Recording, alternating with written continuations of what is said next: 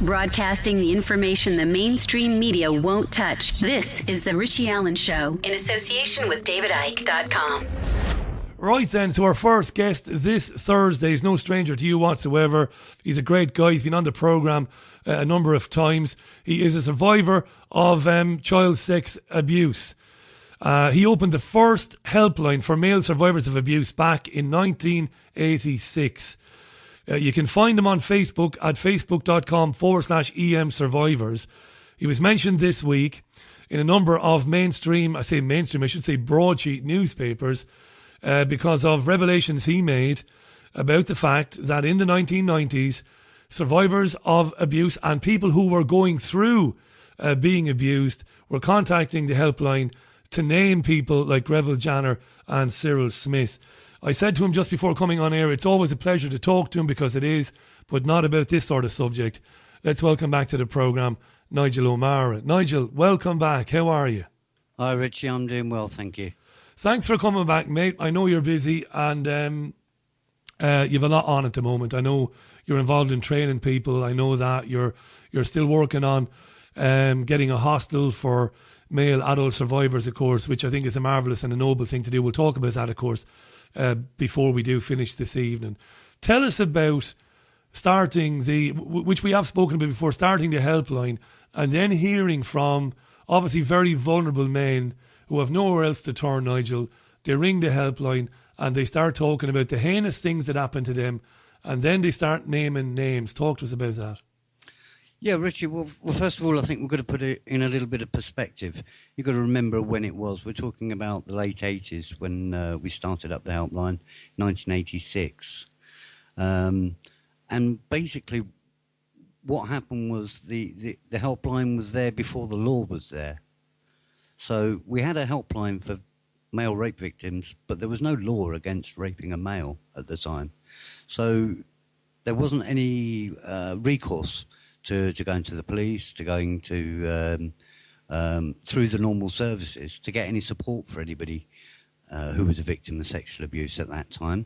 Nigel, are you saying that if you went to the police at that time and said, you know, no, we're not talking about children, if you went to the police and you're in your late teens, say, and you said, I was sexually assaulted by a man, he didn't have my consent and I want to report it, they wouldn't pay much attention to it back then. This is in the 1980s. No, it was more than they wouldn't pay much attention. Very often they would just laugh at them and say, look, there's no law against that, mate. Wow. There wasn't a law. It didn't exist. And this was the problem. It wasn't even made into a law until 1994. So the first 8 years as an organisation, we were running, trying to do something about something that didn't even exist as a crime in law. It was different with children. Obviously, there's always been different laws for children, for underage people. So there were some laws to protect people of a younger age. But certainly adult males at that time could not report any rapes. I'm horrified, Nigel. I'm thinking, how many men went for a night out? How many gay men went for a night out and they met somebody for the first time, maybe at a club or at a disco, and the person they met was a predator and, you know, using their vulnerability, assaulted them and got away with it. Wow. Well, Nigel. yeah. And this led to... if you like, a pervasion of a thought that people could get away with it. And that's why I believe that we have such a problem now with dealing with this inquiry that's coming up, dealing with all this historic abuse. At that particular time, it was so easy for people to be able to keep people abused down because there weren't the laws and there weren't any forms of protection for people. And you were a young gay man then, Nigel. So, and because you set up the helpline, you're obviously a very smart guy, very intelligent guy. So you knew this was going on. And would gay men would that have been something that they would have been talking about amongst themselves, about the fact that they weren't protected by the law? Yeah, well, there is that, but I'd like to take it a bit away from the gay. Yeah, of course. Yeah. No, I'm not- going off on although I'm a gay tangent man, there. Yeah. It's not just about gay people. No, of course not. No, it's just a horrifying This is thing. one of the problems and the reasons for setting up the organisation Survivors UK. Of course, yeah. The main reason for that was because those men who weren't gay were being sent there by the rape crisis centres. Right. The rape crisis centres wouldn't speak to men. They refused absolutely, and that's pretty okay because that's not what they were set up for. But they wouldn't speak to men, and they would send them to the lesbian and gay switchboard. Now, if you're a straight then who's been raped, you then get sent to the lesbian and gay switchboard. Excuse me? Yeah. Yeah. Nigel, this is only a few years ago. It sounds like we're talking about, decades ago. It's it sounds not. like talking about the Victorian era, but we're not. We're not. We're only talking about the very, very recent past. I mean, I would have been, but the time you were talking about, I'm entering my early teens. Unbelievable. The helpline was massive, wasn't it? Setting it up in terms of, it was desperately needed when you set it up. It was desperately needed when we set it up. When we set it up, actually, we thought we'd get, I don't know, half a dozen, maybe 10 calls in a week. We set it up. We did a very small press thing in the London Evening Standard, and we got 300 calls in the first week. Amazing. I remember the first time we spoke, and if anybody wants to see that, it's on YouTube. Just go to the Richie Allen YouTube page. Just put in the Richie Allen Show. So, Nigel, when do you become aware then that there are a lot of boys? When do you start to hear then? And I know we got into this before, but it's important to recap for people who didn't hear us speaking. I think it was 6 or 8 months last time you were on. When did you start to hear that, that there was a network of people abusing boys and that this was an epidemic? Well, it became clear within months, really, that there were networks of groups. There were groups of people who were systematically abusing young people, especially when it came to involvement in youth prostitution. And using youth prostitution, because you see, it was very easy then. If you called a child prostitute, then that's what they were seen as. They weren't seen as a rape victim. There is no such thing as a child prostitute. Anybody who has sex with somebody under 16, that's rape. It's really very simple. Absolutely, regardless of whether the child is soliciting. Yeah, sex, it doesn't matter. It doesn't matter if the child is soliciting, because, in fact, it's up to the adult to take responsibility in what they do. So the idea then, young people who were involved in prostitution were seen as bad, and they were treated as bad. I'm seen as bad, I'm treated as bad, well, I might as well be bad. And that's what happens. That's the mentality that people get into. And did your organisation start getting calls from underage boys who maybe had worked in prostitution? Did you start hearing calls from boys like that? Well, we did, but most of those we would have fielded to the organisation that dealt with young people involved in prostitution, Streetwise, which I'd worked at earlier. Tell us, Nigel, about when, this is in the Telegraph, the article is in the Telegraph this week. Yeah. People can pick it up and read it. And it was also, they can also read the transcript from the inquiry in the Royal Courts of Justice. Is there a link to that, Nigel? Is there somewhere I can tweet that? Yeah, I can send you a link to that. Yeah, send me a link to it and I'll tweet it out there. Do it before the end of the show. Yeah, sounds good, yeah. And even if it's after the show, I'll put it out there anyway. So when do you start to hear names mentioned? Names like the aforementioned. Well, you've also got to look at the lead times. Lead times for victims of sexual abuse are about 10 years. That means it's an average of about 10 years before anybody actually speaks about it. That's the average, Nigel, before somebody comes forward, abuse, right? Yeah. Okay. So it's an average of 10 years. Some people manage to do it earlier, some people later, but it's an average of about 10 years. It's been 10 years all the time. It's not changed, which is also worrying me. But that meant that in the early 90s, I started to get calls about Greville Janner and Cyril Smith, who were more prolific actually in the 80s than they were at any other time. More in the than early 80s. more than one call now. And then we'd start getting calls. Now, a lot of people didn't actually name their abuser, but a few did. And when they did, we used to take little notes.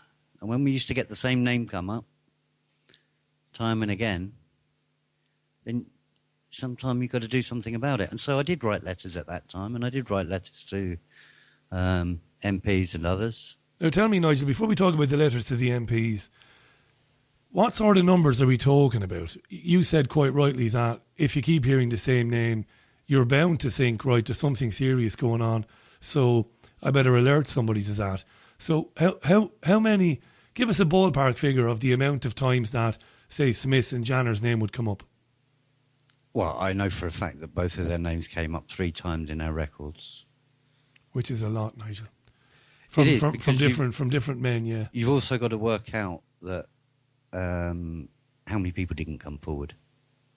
And the people who didn't come forward. Yeah. So as well, and we'll talk about the letters now that you sent to politicians in a second. So would you have said to those men, because they're men now, because as you said, the average is about 10 years before people feel like they can come out and talk about it. So did you say to those men or people working with you, I recommend you go and report this? No. Now, why didn't you do that? At that time, we had a policy where we told people that it was not worth reporting it to the police. Right. Because there still was no law. It wasn't until 1994. But they were children when it happened, though. Yeah, but the police didn't. They didn't care take anyway. That into account. To report something that happened 10 years ago, they just ignored you. They were just dismissing it, were they? Okay. We were having this problem right up until 1994 that the police weren't listening. They weren't taking these things at all seriously. Even after that, for many years as well. It's only really very recently, in the last sort of 4 or 5 years, that they've seriously started reinvestigating cases. In fact, it was only last year that I got a resolution on my own abuse. Yeah, we I'm talked now about over it. Yeah. 50.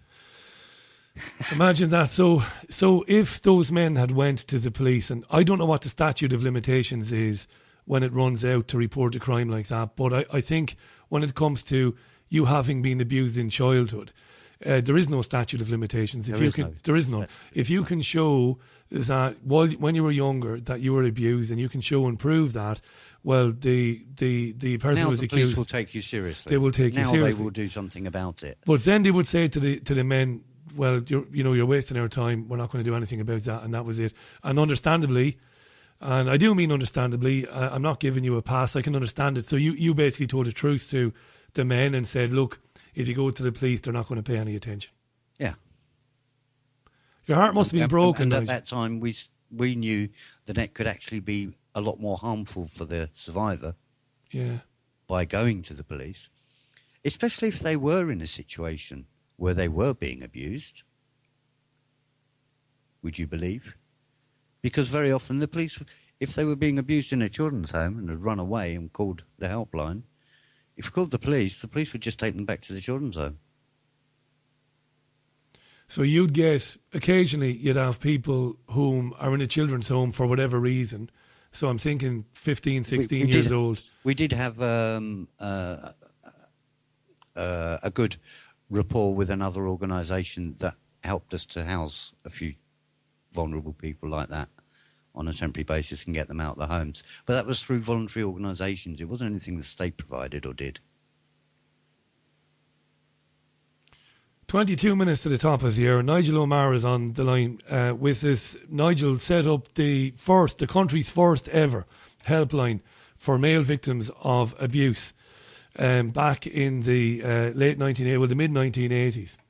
This week, the papers reported that Nigel had written letters to MPs and the Home Secretary in the early 1990s telling him that they had received reports from men whom said that when they were younger they'd been abused by people like Greville, Janner, who of course died allegedly. And I say allegedly, I'm not being facetious, and I'm not trying to sound like an idiotic conspiracy theorist. I say allegedly because I don't know if he's dead or not. And Cyril Smith, who I probably believe is dead. Nigel, you wrote to politicians and you wrote to Kenneth Clarke. What sort of responses did you get? I never got a reply. Nothing. Not even an acknowledgement. Not even an acknowledgement ever. And I'm not talking about one letter to one person. We sent several letters. What did you think, Nigel? You know, you're still a young man, obviously, but I mean, you're a very young man then. What did you think when you get no response whatsoever from these people? What went through your mind? I wasn't really surprised, to be honest. You had that much of a downer on the system. You were like, well, I don't expect any response. No, I really didn't expect any response. I'd already spent 7 or 8 years fighting to get the law change for just the rape to be acknowledged. I couldn't believe that things would change around so quickly. I didn't think that there was going to be any great change. I'm still not sure there's going to be 100% change, you know. Around about this time, we've got the inquiry coming up. I'm hoping that it's going to be good. I'm hoping it's going to get to the bottom of things and provide us with the best safeguarding in the world. But I can't guarantee it. Yeah, and you know from speaking with me before that I don't have any faith whatsoever in Lowell Goddard. I have none. Anybody appointed by the Home Secretary Theresa May, overseen by the British government in the guise of David Cameron and his government, I don't believe for a minute that they're going to get to the bottom of anything. I don't believe they want to get to the bottom of anything. That's my awful... And I'm mindful when I'm talking to people like you, a survivor and a campaigner and others, that maybe it's not my place to say that, but that's what I feel. But it's the only chance we've got, you see, Richie, so we've got to try and put our best into it. Does it bother you, Nigel? If you don't put into it and it doesn't work, yeah, it's your fault. If you do put into it and it doesn't work, it's absolutely their fault. Does it piss you off when guys like me say what I just said? Not really, because I don't blame you for not having faith. I've spent so much time with no faith in the British system myself that I certainly can't blame you for that. But, like I said, it's the only one we've got. We're not going to get... This is a multi-generational opportunity for victims of sexual abuse to be able to get to the front of the table, to be able to speak to these people, to be able to make sure that in the future we have the best safeguarding and the best protection procedures in the world. They have prevented the victims... It's the only chance we're going to get. We're not going to get another one. It's the only... Unless the people come together and hold their own tribunal. I know it might not have any basis in law, but it's something they could do in protest if it goes the way I think it might go. I hope I'm wrong. I'll be rolling around with joy, Nigel, for the victims if I'm wrong. I'll be the first to say I'm thrilled to be wrong, by the way. So many people have so much invested in this. I know this. Anybody who presents or produces programs like this, you get inundated with emails and tweets asking to do more on it, Richie, do more on it. And you say, well, you don't want to turn people off it either.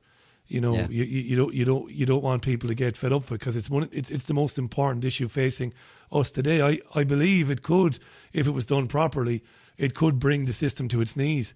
Nigel, I really believe that, because I think if Middle England comes to terms with the fact that senior politicians in their hundreds have been abusing children and in some cases murdering children, it might be the catalyst for massive change in society, and that's being optimistic.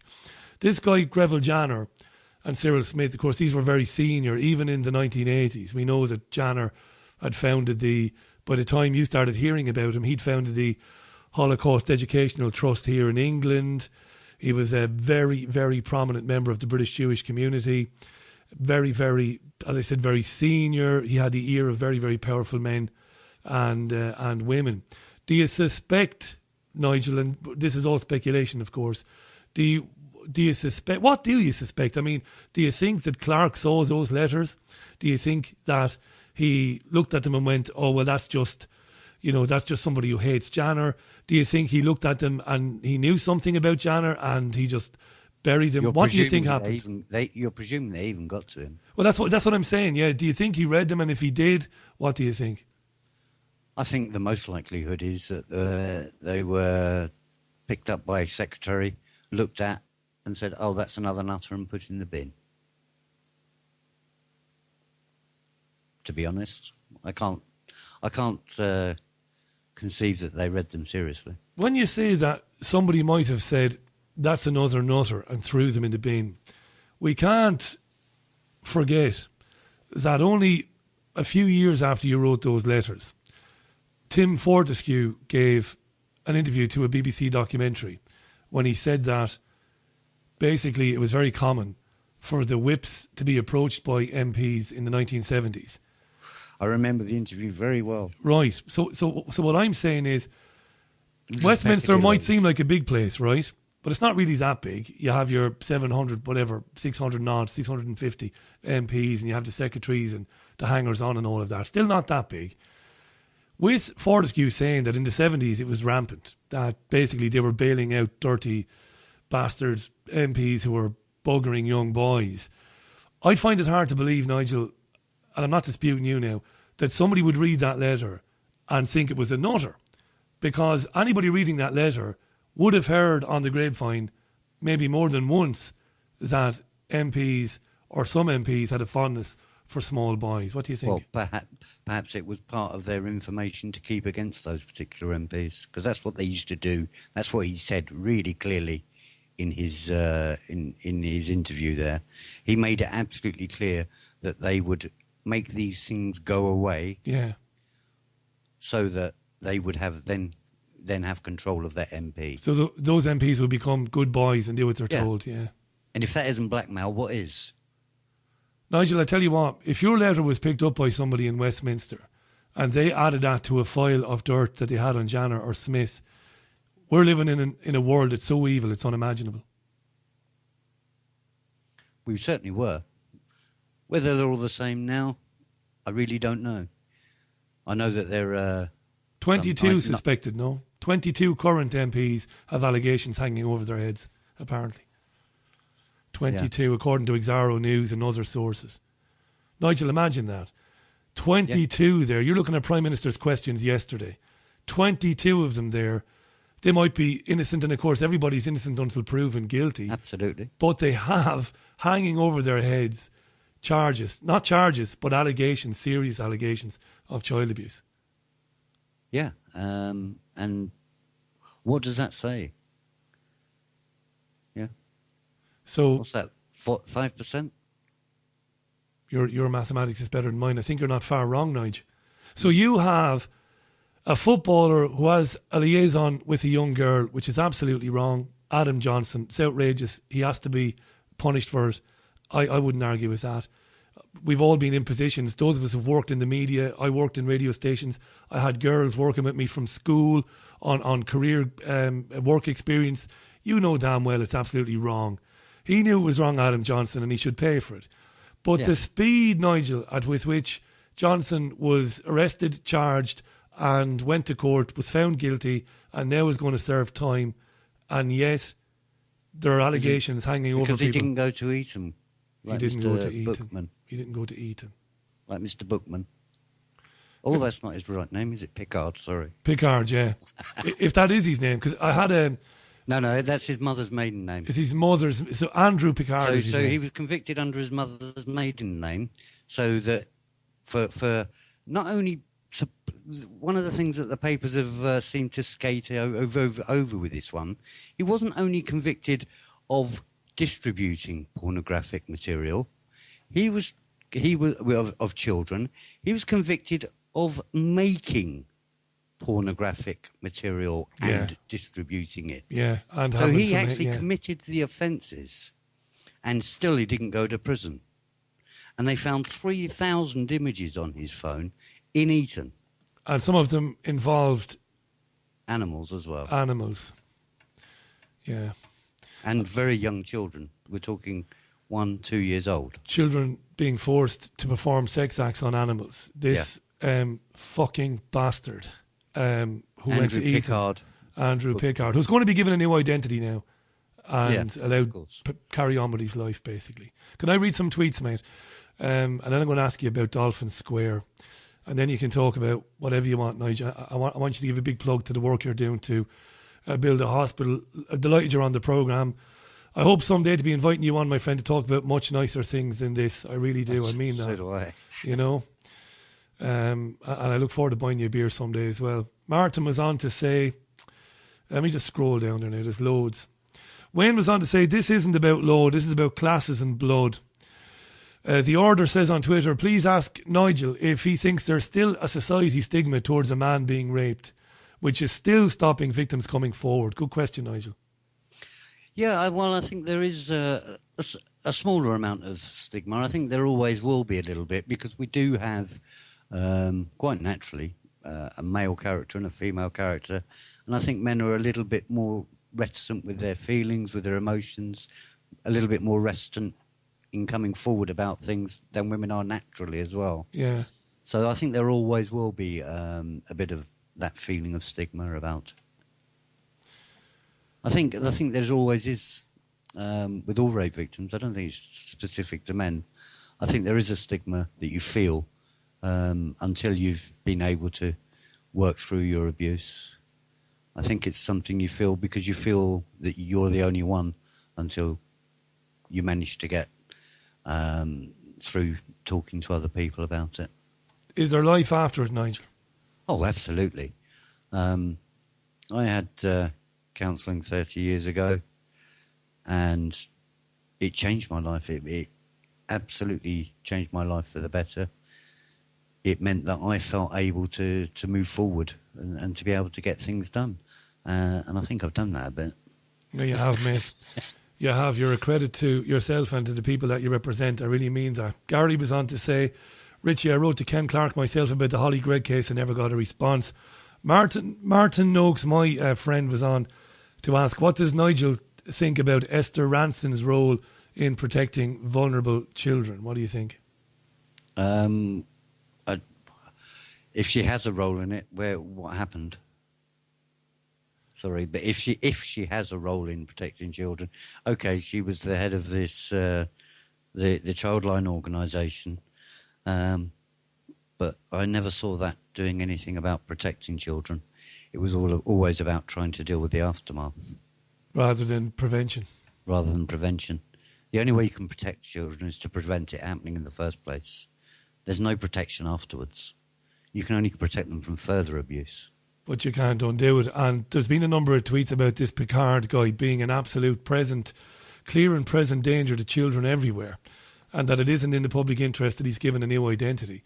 That ultimately, I'll ask you in a minute, Nigel, because I got into this during the week with Ben Devoy. I'm going to ask you your opinion. I'll ask you to be brief with these questions, if you don't mind. We've got about 8 or 9. I'm not going to take news at the top of the hour, so we can have the news time, you and I, because there's loads to get through. Les was on to say, I think the Houses of Parliament should be cleared and MPs only let back in if they can prove they're not paedophiles. Les, I understand the anger. We can't have that, though. but I understand the anger. But a nice try. But a nice try, yeah. You know, there are some bastards in Westminster, but there are some bastards that never raised a hand to a child, mate. And we got to bear that in mind. So, Richie, we also got to this thing with worrying only about the celebrity or VIP abusers. That's very worrying too, you know, because 90% of children are abused in their own home by a relative, people they know and trust. Yeah, it's very rare. Although it is deplorable when it happens, it's very rare. That's very important that you mention that, by the way. That rape is by somebody you don't know. One or two people saying nothing has changed, Nigel. They're surprised that you're so ready to trust the inquiry led by Lowell Goddard. It's not that I trust it; it's that it's the only. It's one all you have. I was just going to say that. We've had for 30 years, so I'm going to take the chance that I've got to make as much noise as possible and to make sure as much of it they get as much information as possible. If they get it wrong after that, I can point the finger. If I haven't tried, they can point the finger at me. said, well, you didn't bother. I will totally support that, Nigel. I would never, say to any victim, any survivor, I would never say you're wrong to do that. I absolutely admire it. And I think I totally understand the reasons why you would support it. Absolutely. It's easy for me to say what I say, even if I turn out to be right. It's easy for me to say it because I don't have a dog in the fight, as it were. I wasn't sexually abused by anybody in this country. Or any other country for that matter. Loads of tweets. Paul was on to say, Richie, times change, but their values don't. This stuff is still going on, says Paul. I think you're right, Paul, by the way. Jane says, hi, Jane. You only climbed a greasy pole in politics if they have something on you. That is something I have a lot of sympathy with, Jane. I really do believe that. I believe people who ascend to the highest office, I do believe they've been compromised in some way. Alex says, see, Richie, counselling is for the victims, not an alternate to punishment for the criminals. That's a really good point as well. Joanne says, what about the female assistant teacher who had sex 50 times with 15-year-old? She got a suspended sentence. It's not just class. That's a good one, Joanne. I think I came across that in the Daily Mail today as a very strange sentence that she was an assistant teacher, that's right, who had sex a lot of times with a 15-year-old boy. In fact, I believe she even had her child call him dad, which is bizarre. David Cole says, what if that Eton paedophile ends up as an MP? It's a horrifying thought, David. I hope that never happens. Was that if or when? Or when. He says, I hope. What if, he says, not what when. Nigel, I don't even want to think about it. What about Dolphin Square? Kenneth Clarke lived in Dolphin Square for a while, didn't he? He did, yeah. Now, by the way, this is a real programme. I'm not saying this to you now, Nigel. I'm saying this to our listener. This is a real programme. We don't do accusing people of anything. I'm not suggesting that Kenneth Clarke did anything at all by saying that he lived in Dolphin Square. A lot of people lived in Dolphin Square. The reason why I'm introducing that bit of information is I'm guessing that if what we believe went on at Dolphin Square did, you would imagine Kenneth Clarke would have heard about it. He should answer that, Nigel, shouldn't he? These people work for us. We should be allowed to say, Ken, look, we're not accusing you of anything. Did you ever hear anything when you were living at Dolphin Square? What's wrong with that? He's not the only one, though, Richie. No, he's not, mate. There's a lot of them. Of course. There's a lot of them. Yeah, and I don't want to be picking on him, but... particular block. Yeah, it's of course. It's a particular block where a lot of MPs have stayed. I think all of them should be saying, or everybody who was there, certainly at that time, should be saying what they knew. But I think the same for whistleblowers. They should be saying what they knew. People need to come forward and say what they knew. What they don't say, well, hopefully the Goddard inquiry is there to pick up the pieces and find out what they knew. Absolutely right. Yeah. I've gotten into this before. I always say that when names are mentioned, nobody's suggesting they did anything. There are one or two so-called independent programs, and they regularly mention people who haven't been charged with anything, who haven't, to my knowledge, even been suspected of anything. There are one or two so-called presenters who name people, and they are just pathetic. They are the worst. They are the pits of the world. They really are, and I have no stock with people who do that. No, I'm just interested in the fact that Ken Clarke did live there. A lot of people, as you quite rightly said, lived there, and they should have friendly and frank conversations with the people working with Lowell Goddard. Yeah. What did you hear and what didn't you hear? And did you ever hear anything?